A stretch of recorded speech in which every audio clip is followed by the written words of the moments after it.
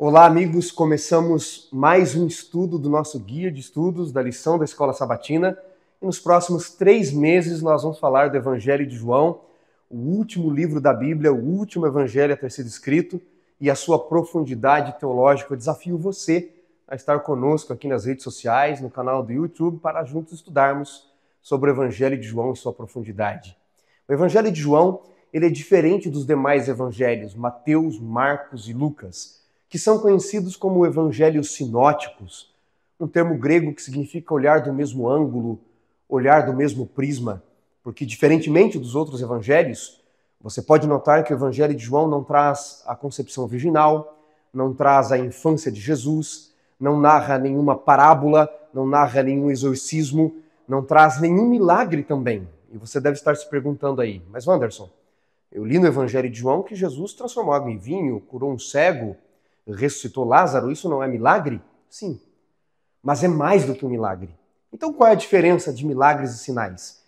Por que o Evangelho de João é o Evangelho dos sinais? Note, a diferença é bem simples e básica, mas muito profunda. Todo sinal é um milagre, mas nem todo milagre é um sinal. Vou repetir para você.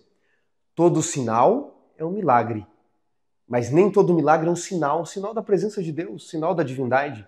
O inimigo também tem poder para fazer coisas sobrenaturais, mas estes aqui, relatados no Evangelho de João, são escritos para que vocês creiam que Jesus é o Cristo, como diz João 20, versos 34 e 35. Quais são os 7 sinais presentes neste Evangelho? Vamos lá.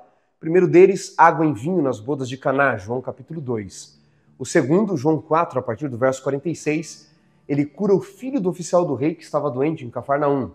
Depois, ele cura um paralítico junto ao tanque de Betesda, no capítulo 5. No capítulo 6, o quarto e quinto sinal, ele multiplica pães e peixes e anda sobre o mar. No capítulo 9, o sexto sinal, ele cura um cego de nascença. E no capítulo 11, o sétimo, ele ressuscita Lázaro. 7 sinais. Pode procurar, você não encontrará mais nenhum neste evangelho. 7 sinais da presença de Deus e nós vamos estudar a profundidade de cada um deles, as lições espirituais que cada um desses sinais traz para mim e para a sua vida.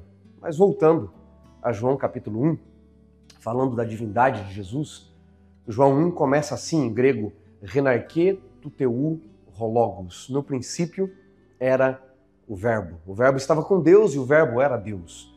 Toda a profundidade do evangelho, da pessoa de Cristo, está depositada nesses versos. Há um autor que muito conhecido e eu gosto muito, Goethe, escreveu uma obra monumental, Fausto de Goethe. Nesta obra, nesta trama, o herói da trama, Fausto se propõe a traduzir um texto da Bíblia para o seu idioma natal e ele escolhe o Evangelho de João pensando ser o mais fácil, o mais raso. Mas diz a trama, Goethe descreve, que já no primeiro verso, no princípio era o verbo, ele percebe toda a profundidade deste evangelho e nasce então um dos maiores e mais profundos poemas sobre o Evangelho de João. Goethe propõe assim, em sua obra ali de Fausto, hei de transpor o sagrado original e traduzir o básico texto com sentimento puro e honesto para o meu idioma natal. Mas já pare me critico acerbo, como hei de dar ao verbo tão alto apreço? De outra interpretação careço. Se me ilumina o gênio imenso, escrito está, era no início o senso. Mas pesa o teor inicial com calma plena, não se apressure a tua pena. É o senso que tudo cria, devera pôr era no início a energia. Mas enquanto assim o retifico, diz-me algo e tão pouco nisso fico. O gênio me auxilia e sereno escrevo vendo a direção. Era no início a ação.